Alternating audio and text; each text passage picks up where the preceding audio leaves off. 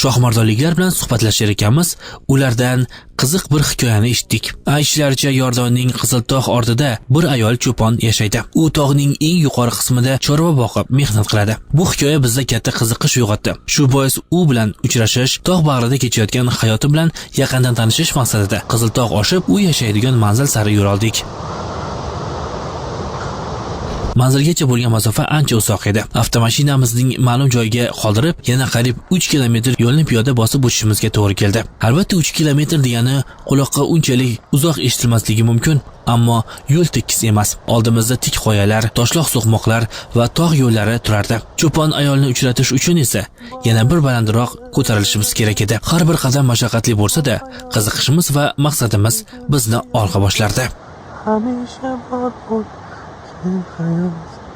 Qariyb 1 soat 39 daqiqalik mashaqqatli yo'ldan so'ng manzilga yetib keldik. Uzoqdan ko'zimizga mo'rida ko'tarilayotgan tutun tashlandi. Bu manzara bizni to'g'ri yo'lda ekanimizdan darak berar. Tog' bag'rida ham hayot qaynayotganini anglatardi. Taxminlarimizga ko'ra, cho'pon ayol mana shu yerda istiqomat qiladi. Chunki bu yerda ko'ryapmiz, echkilar uchun, ya'ni 50-60 echkiga mo'ljallangan qo'ra mavjud qolaversa, bu yerda ya'ni odam oyog'ini yetganning yana bir sababi bu yerda mo'risida tutun chiqyapti va bundan bildikki, demak cho'pon ayol mana shu yerda istiqomat qilyapti. Hozir kiramiz, eshitishimizga qaraganda cho'pon ayol o'zini o'sha nuroniy otasi bilan mana shu yerda istiqomat qilyapti. Albatta yoz oylarida istiqomat qilar ekan. Kichik kulba tomon yo'l oldik. Ichkariga kirganimizda esa izlagan cho'pon ayolini uchratdik. U bu yerda yoshi 90 dan oshgan otasi bilan birga yashar ekan. Yillar davomida otasiga suyanch va ko'makchi bo'lib kelayotgan qiz har yoz mavsumini shu tog' bag'rida o'tkazadi. Bu yerlarga elektr yetib kelmagan. Yo'q, elektr yo'q, ammo lampa bilan foydalansa bo'ladi. Qo'rqinchli bo'lib ketmadi bu yerlar kech paytda? Yo'q. Naborat kech payt salqinda mazza qilib dam olgan yaxshi bo'ladi.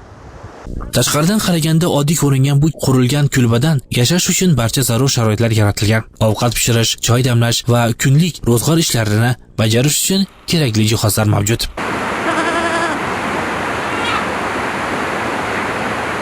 Mashrabxonning yoshi ulug' otasi kulbada dam oladi. Shu bois chorvaga qarash mas'uliyati asosan uning zimmasida. Men salkam 8-9 yoshimdan beri tog'da yuraman.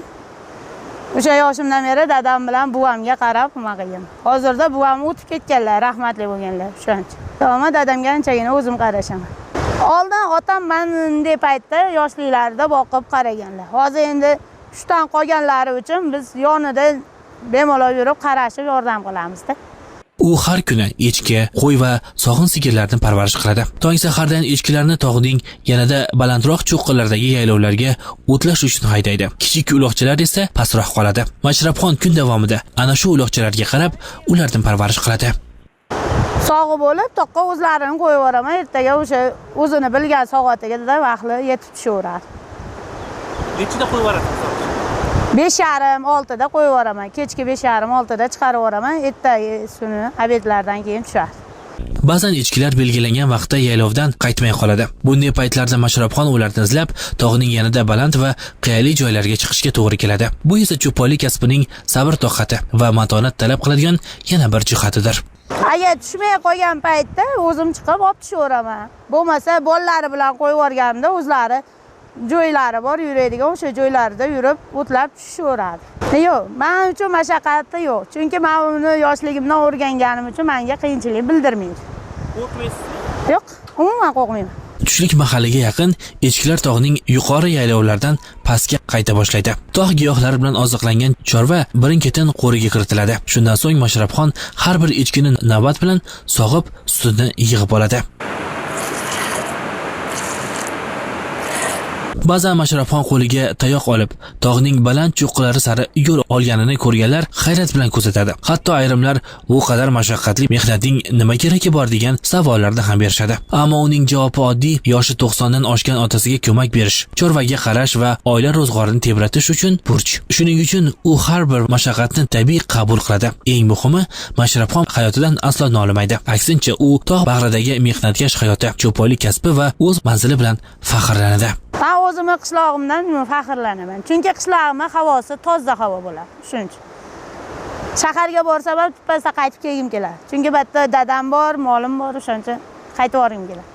Uning matonati yana bir haqiqatni anglatadi. Mehnatini sevgan inson uchun hatto eng baland tog'lar ham to'siq emas. Biz Mashrabxon bilan yana uzoqroq suhbatlashmoqchi edik, ammo vaqt uni kutmasdi. Tog'ning yuqori qismiga tarqalib ketgan echkilar uning qaroviga muhtoj edi. Qo'liga tayoqni olgach, u yana balandlik sari yo'l oldi. Biz esa uning ortidan qarab qolar ekanmiz.